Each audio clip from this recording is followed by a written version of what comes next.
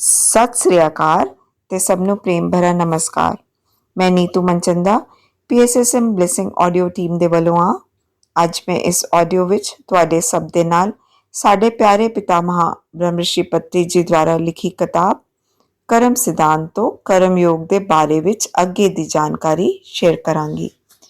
ਪਿਤਾਮਹ ਲਿਖਦੇ ਨੇ, ਬੁਰੇ ਮਨੁੱਖੋਂ ਦੁਆਰਾ ਜ਼ਿਆਦਾ ਮਾੜੇ ਕੰਮ ਦਾ ਕਾਰਨ ਉਹਨਾਂ ਦੀ ਮਾੜੀ ਵਾਈਬ੍ਰੇਸ਼ਨ ਕੈਚ ਕਰਨਾ ਹੀ ਆ, ਜੋ ਉਹਨਾਂ ਨੂੰ ਔਰ ਮਾੜੇ ਕੰਮ ਕਰਨ ਵਾਸਤੇ ਉਕਸਾਉਂਦੀ ਹੈ।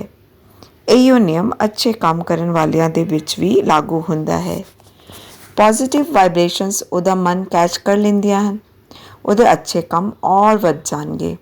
ਮਾੜੇ ਕੰਮ ਕਰਨ ਵਾਲਿਆਂ ਨੂੰ ਦੋ ਤਰ੍ਹਾਂ ਦੀ ਮੁਸੀਬਤਾਂ ਦਾ ਸਾਹਮਣਾ ਕਰਨਾ ਪੈਂਦਾ ਹੈ। ਪਹਿਲੀ, ਐਟਮੋਸਫੇਅਰ ਦੀ ਬੁਰੀ ਤਰੰਗਾਂ ਦੁਰਭਾਵਨਾਵਾਂ ਨੂੰ ਆਪਣੇ ਅੰਦਰ ਪ੍ਰਵੇਸ਼ ਕਰਾਉਂਦੇ ਹਨ। ਦੂਜਾ, ਕਈ ਸਾਲ ਬਾਅਦ ਵੀ ਦੂਜਿਆਂ ਦੇ ਉੱਤੇ ਅਸਰ ਕਰਨ ਵਾਲੀ ਬੁਰਾਈ ਦਾ ਸਿਰਜਣ ਕਰਦੇ ਹਨ। ਸਾਡੇ ਬੁਰੇ ਕੰਮ ਸਾਨੂੰ ਵੀ ਤੇ ਦੂਜਿਆਂ ਨੂੰ ਵੀ ਦੁਖੀ ਕਰਦੇ ਹਨ। ਗੌਰ ਕਰਨ ਵਾਲੀ ਗੱਲ ਹੈ ਕਿ ਮਨੁੱਖ ਦੇ ਅੰਦਰ ਦੂਜੀ ਸ਼ਕਤੀਆਂ ਦੀ ਤਰ੍ਹਾਂ ਚੰਗੀ ਤੇ ਮਾੜੀ ਨਾਮਕ ਸ਼ਕਤੀਆਂ ਬਾਹਰੀ ਸੰਸਾਰ ਤੋਂ ਆਪਣੀ ਊਰਜਾ ਇਕੱਠੀ ਕਰਦੀਆਂ ਰਹਿੰਦੀਆਂ ਹਨ। ਕਰਮ ਯੋਗ ਦੇ ਅਨੁਸਾਰ ਜਦ ਤੱਕ ਅਸੀਂ ਆਪਣੇ ਕਰਮ ਦਾ ਫਲ ਭੋਗ ਨਹੀਂ ਲੈਂਦੇ, ਉਸ ਦਾ ਨਾਸ਼ ਨਹੀਂ ਹੁੰਦਾ। ਪ੍ਰਕਿਰਤੀ ਦੀ ਕੋਈ ਵੀ ਸ਼ਕਤੀ ਉਹਨੂੰ ਨਹੀਂ ਰੋਕ ਸਕੇਗੀ। ਜੇ ਮੈਂ ਕੋਈ ਮਾੜਾ ਕੰਮ ਕੀਤਾ ਹੈ ਤੇ ਮੈਨੂੰ ਉਹਦਾ ਰਿਜ਼ਲਟ ਭੋਗਣਾ ਹੀ ਪਵੇਗਾ। ਸੰਸਾਰ ਦੀ ਕੋਈ ਸ਼ਕਤੀ ਵੀ ਉਹਨੂੰ ਨਹੀਂ ਰੋਕ ਪਾਵੇਗੀ। ਇਸ ਤਰ੍ਹਾਂ ਹੀ ਅੱਛੇ ਕੰਮ ਦੇ ਫਲ ਨੂੰ ਵੀ ਕੋਈ ਰੋਕ ਨਹੀਂ ਸਕਦਾ, ਉਹ ਤੁਹਾਨੂੰ ਮਿਲ ਕੇ ਹੀ ਰਹੇਗਾ। ਕਿੰਨੀ ਵੀ ਕੋਸ਼ਿਸ਼ ਕਰੇ, ਕੋਈ ਸੰਪੂਰਨ ਪਵਿੱਤਰ ਜਾਂ ਸੰਪੂਰਨ ਅਪਵਿੱਤਰ ਕਹਿ ਸਕਣ ਵਾਲਾ ਕਰਮ ਨਹੀਂ ਹੋਵੇਗਾ। ਦੂਜਿਆਂ ਦੀ ਭਲਾਈ ਦੀ ਲਗਾਤਾਰ ਕੋਸ਼ਿਸ਼ ਕਰਦੇ ਰਹਿਣ ਦੇ ਕਾਰਨ ਅਸੀਂ ਆਪਣੇ ਨੂੰ ਭੁੱਲਣ ਦੀ ਕੋਸ਼ਿਸ਼ ਕਰ ਰਹੇ ਹਾਂ। ਆਪਣੇ ਆਪ ਨੂੰ ਭੁੱਲ ਜਾਣਾ ਹੀ ਜੀਵਨ ਵਿੱਚ ਸਿੱਖਣ ਵਾਲਾ ਸਭ ਤੋਂ ਬੜਾ ਸਬਕ ਹੈਗਾ। ਮੈਂ ਨੂੰ ਸੰਪੂਰਨ ਰੂਪ ਨਾਲ ਤਿਆਗਣਾ ਹੀ ਸਭ ਤੋਂ ਵੱਡਾ ਉੱਨਤ ਲਕਸ਼ ਹੈਗਾ। ਅਹੰਕਾਰ ਦਾ ਪੂਰਨ ਵਿਸਰਜਨ ਹੋ ਜਾਣ ਦੇ ਬਾਅਦ ਕਰਮ ਯੋਗ ਨਿਸ਼ਚਿਤ ਰੂਪ ਨਾਲ ਉੱਨਤ ਸਥਿਤੀ ਤੱਕ ਪਹੁੰਚਾ ਹੀ ਦਿੰਦਾ ਹੈ, ਚਾਹੇ ਉਹਨੂੰ ਇਹਦੀ ਜਾਣਕਾਰੀ ਹੋਵੇ ਜਾਂ ਨਾ ਹੋਵੇ। ਸਮਸਤ ਨੀਤੀ ਦੇ ਅਨੁਸਾਰ ਅਹੰਕਾਰ ਤਿਆਗ ਹੀ ਮੂਲ ਆਧਾਰ ਹੈਗਾ। ਮਾਨਵ ਦੇ ਬਾਰੇ ਜਾਂ ਜੰਤੂਆਂ ਦੇ ਬਾਰੇ ਜਾਂ ਦੇਵਤਾਵਾਂ ਦੇ ਬਾਰੇ ਵਿੱਚ ਹੋ, ਸਮਸਤ ਨੀਤੀ ਵਿਵਸਥਾ ਲਈ ਇਹੋ ਮੂਲ ਤੱਤਵ ਹੈਗਾ। ਪ੍ਰਵਿਰਤੀ ਯਾਨੀ ਮਿਲ ਜਾਣਾ, ਇੱਕ ਹੋ ਜਾਣਾ। ਨਿਵ੍ਰਿਤੀ ਯਾਨੀ ਨਿਕਲ ਜਾਣਾ ਜਾਂ ਹਾਰ ਜਾਣਾ। ਹਰ ਜਗ੍ਹਾ ਹਰ ਵਸਤੂ ਵਿੱਚ ਮੈਂ ਦਾ ਭਾਵ ਰੱਖਣਾ ਹੀ ਪ੍ਰਵਿਰਤੀ ਹੈਗੀ ਤੇ ਸਮਸਤ ਪਰਮਾਰਥ ਐਵਮ ਸਮਸਤ ਨੀਤੀ ਦੀ ਨਿਵ੍ਰਿਤੀ ਹੀ ਮੂਲ ਆਧਾਰ ਹੈਗੀ। ਅਹੰਕਾਰ ਦਾ ਪੂਰੀ ਤਰ੍ਹਾਂ ਨਾਸ਼ ਕਰਕੇ ਦੂਜਿਆਂ ਵਾਸਤੇ ਮਨ, ਸਰੀਰ ਤੇ ਸਰਵਸਵ ਦੇ ਤਿਆਗ ਲਈ ਤਿਆਰ ਰਹਿਣਾ ਹੀ ਨਿਸ਼ਚਿਤ ਧਰਮ ਦੀ ਪਰਿਪੂਰਨਤਾ ਹੈਗੀ। ਉਸ ਸਥਿਤੀ ਨੂੰ ਪਾਇਆ ਹੋਇਆ ਮਨੁੱਖ ਕਰਮਯੋਗ ਪਰਮਾਰਥ ਨੂੰ ਪਾਇਆ ਹੋਇਆ ਹੈ। ਕਰਮਯੋਗ ਸਾਨੂੰ ਇਹ ਜਾਣਕਾਰੀ ਦਿੰਦਾ ਹੈ, ਘਰ ਪਰਿਵਾਰ ਨੂੰ ਛੱਡ ਕੇ ਦੂਰ ਨਾ ਜਾਇਓ। ਸਭ ਦੇ ਵਿੱਚ ਰਹਿੰਦੇ ਹੋਏ ਉਹਨਾਂ ਦੇ ਪ੍ਰਭਾਵ ਨੂੰ ਪਚਾ ਲਿਓ। ਆਪਣੇ ਭੋਗ ਲਈ ਤੇ ਕਰਮ ਕਰਨਾ ਹੀ ਨਹੀਂ। ਭੋਗ ਦਾ ਅਨੁਭਵ ਤੁਹਾਡਾ ਏਮ ਨਹੀਂ ਬਣਨਾ ਚਾਹੀਦਾ। ਸਭ ਤੋਂ ਪਹਿਲੇ ਅਹੰਕਾਰ ਨੂੰ ਮਾਰ ਕੇ ਖਤਮ ਕਰਕੇ ਸਮਸਤ ਲੋਕ, ਪੂਰਾ ਵਿਸ਼ਵ ਹੀ ਤੁਸੀਂ ਹੋ, ਇਸ ਤਰ੍ਹਾਂ ਦੀ ਭਾਵਨਾ ਕਰਿਓ। ਪਸ਼ੂ ਸਾਡੇ ਭੋਜਨ ਵਾਸਤੇ ਹੀ ਸਿਰਜਿਤ ਕੀਤੇ ਗਏ ਨੇ। ਇਸ ਸੰਸਾਰ ਦੀ ਰਚਨਾ ਹੀ ਭੋਗ ਵਾਸਤੇ ਕੀਤੀ ਗਈ ਹੈ। ਇਸ ਤਰ੍ਹਾਂ ਦੀ ਸੋਚ ਅਵਿਵੇਕ ਤੋਂ ਭਰੀ ਹੋਈ ਹੈ। ਸਹੀ ਤਰੀਕੇ ਨਾਲ ਕਰਮ ਦੇ ਨਿਰਵਾਹਨ ਲਈ ਆਪਣੀ ਇੱਛਾਵਾਂ ਦਾ ਤਿਆਗ ਕਰਨਾ ਚਾਹੀਦਾ ਹੈ। ਉਸ ਦੇ ਬਾਅਦ ਮਾਇਆ ਵਿੱਚ ਨਾ ਫਸ ਕੇ ਸਾਖਸ਼ੀ ਭੂਤ ਹੋ ਕੇ ਕਰਮ ਕਰਨਾ ਚਾਹੀਦਾ ਹੈ। ਪਤਰੀ ਜੀ ਦੇ ਗੁਰੂ ਦੇ ਅਨੁਸਾਰ ਤੁਹਾਡੇ ਬੱਚਿਆਂ ਦੇ ਪ੍ਰਤੀ ਵੀ ਤੁਹਾਡਾ ਵਿਵਹਾਰ ਦਾਈ ਜੈਸਾ ਹੋਣਾ ਚਾਹੀਦਾ ਹੈ। ਦਾਈ ਬੱਚੇ ਨੂੰ ਬੱਚੇ ਦੀ ਤਰ੍ਹਾਂ ਉਠਾ ਕੇ ਪਿਆਰ ਕਰਕੇ ਖਿਲਾ ਪਿਲਾ ਕੇ ਸਾਰੇ ਕੰਮ ਕਰਦੀ ਹੈ, ਲੇਕਿਨ ਜਦ ਤੁਸੀਂ ਉਹਨੂੰ ਜਾਣ ਲਈ ਕਹੋਗੇ ਤਦ ਉਹ ਆਪਣੇ ਸਮਾਨ ਨੂੰ ਇਕੱਠਾ ਕਰਕੇ ਤੁਰੰਤ ਹੀ ਜਾਣ ਲਈ ਤਿਆਰ ਹੋ ਜਾਂਦੀ ਹੈ। ਤੁਹਾਡੇ ਬੱਚੇ ਨੂੰ ਛੱਡਦੇ ਵਕਤ ਤੇ ਦੂਜਿਆਂ ਦੇ ਬੱਚੇ ਨੂੰ ਗੋਦ ਲੈਂਦੇ ਹੋਏ ਦਾਈ ਨੂੰ ਕਿਸੇ ਵੀ ਤਰ੍ਹਾਂ ਦੀ ਵਿਆਕੁਲਤਾ ਨਹੀਂ ਹੁੰਦੀ। ਸੰਸਾਰ ਵਿੱਚ ਕੋਈ ਸਾਡਾ ਮੁਹਤਾਜ ਨਹੀਂ ਹੋਵੇਗਾ। ਕੋਈ ਵੀ ਭਿਖਾਰੀ ਸਾਡੇ ਦਾਨ ਦਾ ਮੁਹਤਾਜ ਨਹੀਂ ਹੈ। ਕੋਈ ਵੀ ਜੀਵ ਸਾਡੀ ਦਇਆ ਦਕਸ਼ਨਾ ਦਾ ਮੁਹਤਾਜ ਨਹੀਂ ਹੈ। ਕੋਈ ਵੀ ਪ੍ਰਾਣੀ ਸਾਡੀ ਮਦਦ ਵਾਸਤੇ ਆਪਣੀ ਬਾਂਹ ਨਹੀਂ ਫੈਲਾਉਂਦਾ। ਇਹ ਸਾਨੂੰ ਆਪਣੇ ਮਨ ਨੂੰ ਸਮਝਾਉਣਾ ਚਾਹੀਦਾ ਹੈਗਾ। ਸੰਸਾਰ ਦਾ ਉਪਕਾਰ ਕਰਨ ਲਈ ਮੇਰਾ ਜਨਮ ਹੋਇਆ, ਇਸ ਤਰ੍ਹਾਂ ਸੋਚਣਾ ਹੀ ਅਹੰਕਾਰ ਭਾਵ ਤੇ ਅਵਿਵੇਕ ਹੈਗਾ।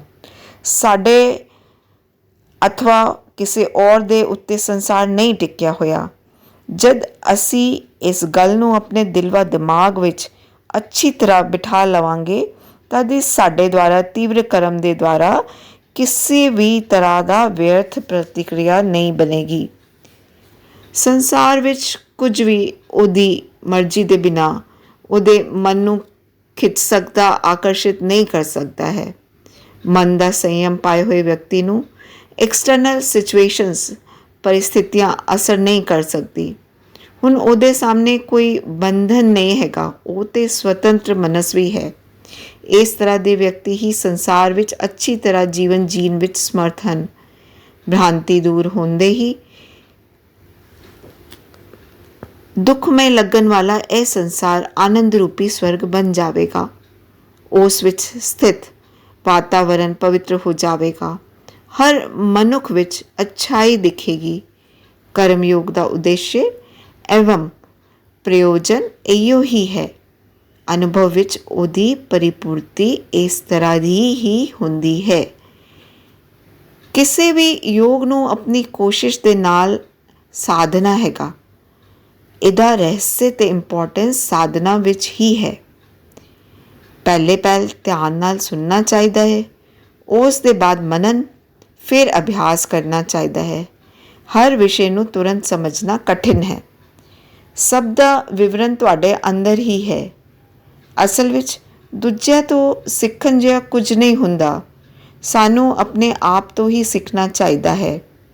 ਬਾਹਰ ਜਾਣਕਾਰੀ ਦੇਣ ਵਾਲਾ ਖਾਲੀ ਮਾਰਗ ਸੂਚਕ ਹੀ ਹੈ। ਉਹਦੀ ਸੂਚਨਾ ਸਾਡੇ ਅੰਦਰ ਦੇ ਬੋਧਕ ਨੂੰ ਜਗਾਉਂਦੀ ਹੈ। ਤਾਂ ਹੀ ਭਾਵਨਾ ਸ਼ਕਤੀ ਨਾਲ, ਗ੍ਰਹਿਣ ਸ਼ਕਤੀ ਨਾਲ ਵਿਸ਼ੇ ਸਾਨੂੰ ਕਲੀਅਰ ਹੋਵੇਗਾ। ਉਹਦਾ ਐਕਸਪੀਰੀਅੰਸ ਸਾਨੂੰ ਅੰਦਰ ਹੀ ਹੋਵੇਗਾ।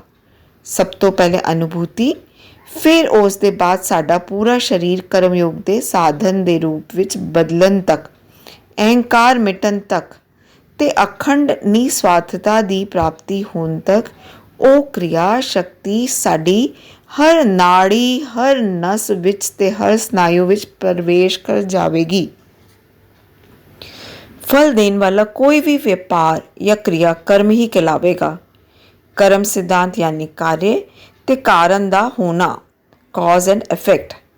कार्य होने लिए कारण होने दा जरूरत हैगी। इस दा विरोध करना या रोकना अशक्य हैगा। साडे द्वारा देखे हुए करन वाले होने वाले सारे एक्सपीरियंस एक तौर तो पूर्व कर्म दे फल हैं ਤੇ ਦੂਜੀ ਔਰ ਭਵਿੱਖ ਵਾਸਤੇ ਕਾਰਨਭੂਤ ਹਨ। ਸ਼ਾਸਤਰ ਵਿੱਚ ਦੋ ਰਸਤੇ ਦੱਸੇ ਗਏ ਹਨ। ਨੇਤੀ ਯਾਨੀ ਐ ਨਹੀਂ ਨਾਮਕ ਮਾਰਗ। ਦੂਜਾ ਇਤੀ ਯਾਨੀ ਇਹੋ ਨਾਮਕ ਮਾਰਗ। ਪਹਿਲਾ ਵਾਲਾ ਵਿਪਰੀਤ ਤੇ ਦੂਜਾ ਅਨਵੇ ਮਾਰਗ। ਮਾਨਵ ਜਾਤੀ ਵਿੱਚ ਜ਼ਿਆਦਾਤਰ ਲੋਕ ਕੀ ਅਨਵੇ ਮਾਰਗ ਨੂੰ ਹੀ ਚੁਣਦੇ ਹਨ। ਬੰਧਨਾਂ ਨੂੰ ਬੰਧ ਵਿਮੋਚਨ ਦੇ ਸਾਧਨ ਵਿੱਚ ਇਸਤੇਮਾਲ ਕਰ ਲੈਂਦੇ ਹਨ।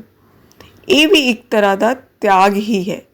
ਲੇਕਿਨ ਵਿਸ਼ਿਆਂ ਨੂੰ ਜਾਣ ਕਰ, ਵਿਸ਼ਿਆਂ ਨੂੰ ਅਨੁਭਵ ਕਰਕੇ, ਇਸ ਤਰ੍ਹਾਂ ਅਨੁਭਵ ਪ੍ਰਾਪਤ ਕਰਕੇ ਵਸਤੂਆਂ ਦੇ ਸਵਰੂਪ ਨੂੰ ਜਾਣ ਕਰ ਮਨ ਤੋਂ ਉਹਨੂੰ ਛੱਡ ਕਰ ਇਕੱਠਾ ਹੋਣ ਤੱਕ ਇਸ ਤਰ੍ਹਾਂ ਦਾ ਤਿਆਗ ਧੀਮੀ ਗਤੀ ਨਾਲ ਸਟੈਪ ਬਾਏ ਸਟੈਪ ਹੁੰਦਾ ਹੈ।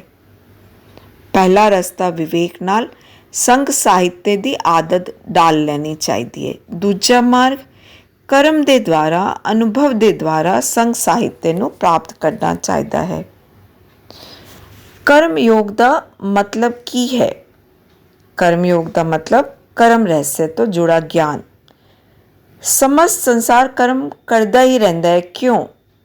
स्वतंत्रता दे लई, मोक्ष लई, आत्म स्वतंत्रता लई। एक इस लक्ष्य ਨੂੰ ਪਾਣ ਲਈ ਅਨੂ ਤੋਂ ਲੈ ਕੇ ਮਹਾਉਨਤ ਜੀਵ ਵੀ ਕਰਮ ਕਰ ਰਹੇ ਹਨ। ਸਵਾਰਥ, ਚਿੰਤਨ ਤੇ ਅਹੰਕਾਰ ਨੂੰ ਸਿਰ ਨਹੀਂ ਉਠਾਣ ਦੇਣਾ ਚਾਹੀਦਾ ਹੈ। ਜੇ ਇਹਨੂੰ ਦਬਾ ਸਕਦੇ ਹੋ ਤਾਂ ਦਬਾ ਦਿਓ। ਮਨ ਵਿੱਚ ਉਸ ਤੋਂ ਸੰਬੰਧਿਤ ਕਿਸੇ ਵੀ ਤਰ੍ਹਾਂ ਦੇ ਅਸਤਿਤਵ ਨੂੰ ਆਉਣ ਹੀ ਨਾ ਦਿਓ।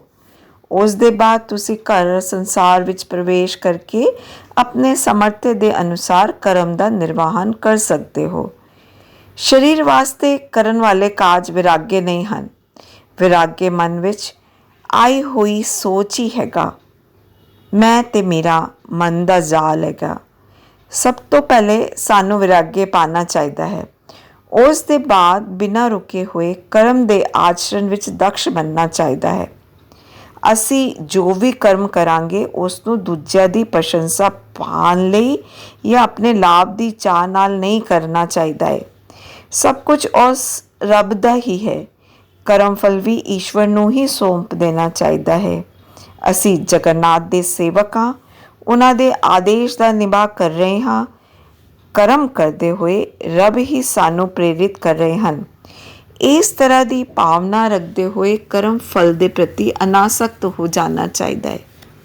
ਸਾਡੀ ਸਾਰੀ ਅਰਾਧਨਾ, ਦੇਖਣਾ, ਕਰਨਾ ਰੱਬ ਨੂੰ ਸਮਰਪਿਤ ਕਰਦੇ ਹੋਏ ਸ਼ਾਂਤ ਮਨ ਹੋ ਕਰ ਰਹਿਣਾ ਚਾਹੀਦਾ ਹੈ। ਜਿਸ ਤਰ੍ਹਾਂ ਯੱਗ ਵਿੱਚ ਆਹੁਤੀ ਸਮਰਪਿਤ ਕਰਦੇ ਹਾਂ, ਉਸ ਤਰ੍ਹਾਂ ਹੀ ਆਪਣਾ ਤਨ ਮਨ ਸਭ ਰੱਬ ਨੂੰ ਸਦਾ ਲਈ ਸਮਰਪਿਤ ਕਰਨਾ ਚਾਹੀਦਾ ਹੈ। ਅਗਨੀ ਵਿੱਚ ਹਵਨ ਸਮੱਗਰੀ ਸਮਰਪਿਤ ਕਰਦੇ ਹਾਂ, ਉਸੇ ਤਰ੍ਹਾਂ ਇਸ ਯੱਗ ਵਿੱਚ ਯੱਗ ਨਾਰਾਇਣ ਨੂੰ ਆਪਣਾ ਅਹੰਕਾਰ ਸਮਰਪਣ ਕਰਨਾ ਚਾਹੀਦਾ ਹੈ। ਯੱਗ ਨੂੰ ਹੀ ਸਭ ਨੂੰ ਕਰਨਾ ਚਾਹੀਦਾ ਹੈ। ਇਹ ਯੱਗ ਸਭ ਤੋਂ ਪਵਿੱਤਰ ਹੈਗਾ। ਜ਼ਿਆਦਾਤਰ ਦਾਸਯਤਵ ਨੂੰ ਹੀ ਕਰਤੱਵ ਸਮਝ ਲਿਆ ਜਾਂਦਾ ਹੈ। ਇਸ ਤਰ੍ਹਾਂ ਦਾ ਕਰਤੱਵ ਸਾਡੇ ਜੀਵਨ ਵਿੱਚ ਰੋਗ ਦੀ ਤਰ੍ਹਾਂ ਘੁਲ ਮਿਲ ਗਿਆ ਹੈਗਾ। ਇਹੀ ਸਾਨੂੰ ਕਰਮ ਖੇਤਰ ਵਿੱਚ ਖਿੱਚ ਰਿਹਾ ਹੈਗਾ। ਘੋੜਾ ਗੱਡੀ ਦੇ ਵਿੱਚ ਘੋੜੇ ਦੀ ਤਰ੍ਹਾਂ ਇਸ ਤਰ੍ਹਾਂ ਦਾ ਜੀਵਨ ਗੁਲਾਮੀ ਦਾ ਜੀਵਨ ਹੈਗਾ।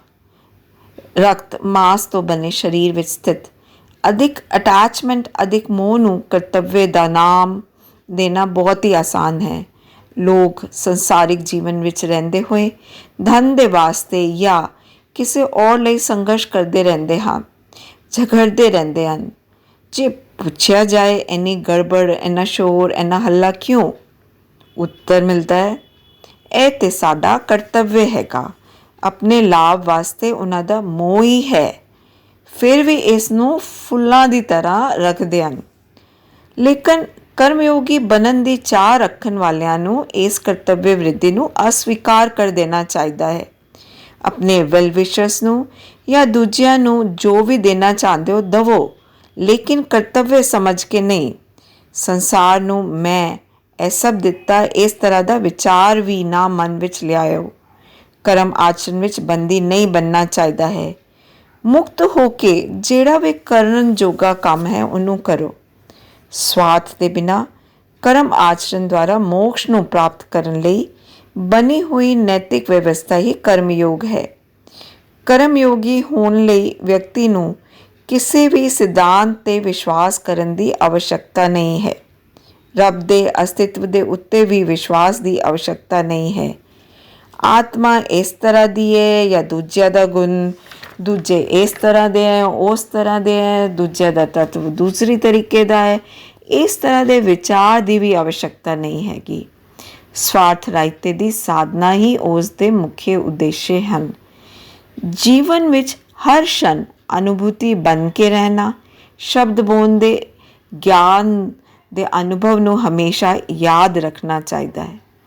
ਕਿਉਂਕਿ ਜਿਸ ਤਰ੍ਹਾਂ ਗਿਆਨੀ ਆਪਣੇ ਵਿਵੇਕ ਨਾਲ, ਗਿਆਨ ਨਾਲ ਸਾਧਨਾ ਸਿੱਧੀ ਕਰ ਲੈਂਦਾ ਹੈ, ਉਸੇ ਤਰ੍ਹਾਂ ਬਿਨਾਂ ਕਿਸੇ ਤਰਕ ਵਿਤਰਕ ਦੇ ਤਥਾ ਬਿਨਾਂ ਸਿਧਾਂਤ ਦੀ ਅਪੇक्षा ਕੀਤੇ ਕਰਮਯੋਗੀ ਆਪਣੇ ਕਾਰਜ ਦੇ ਆਚਰਨ ਦੇ ਦੁਆਰਾ ਉਸ ਨੂੰ ਸਾਧੇ ਬਣਾ ਲੈਂਦਾ ਹੈ, ਸਾਧਨਾ ਸਿੱਧੀ ਨੂੰ ਪਾ ਲੈਂਦਾ ਹੈ। ਬਹੁਤ ਬਹੁਤ ਧੰਨਵਾਦ ਦੋਸਤੋ। ਅਗਲੇ ਆਡੀਓ ਵਿੱਚ ਅਸੀਂ ਆਨਪਾਨਸਤੀ ਧਿਆਨ ਦੇ ਬਾਰੇ ਵਿੱਚ ਜਾਣਕਾਰੀ ਪ੍ਰਾਪਤ ਕਰਾਂਗੇ। Thank you.